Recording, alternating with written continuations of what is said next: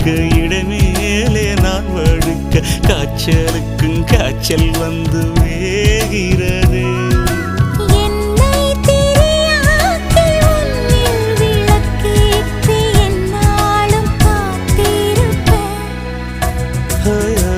அழகூரில் புத்தவளே என்னை அடியோடு சாய்த்தவளே.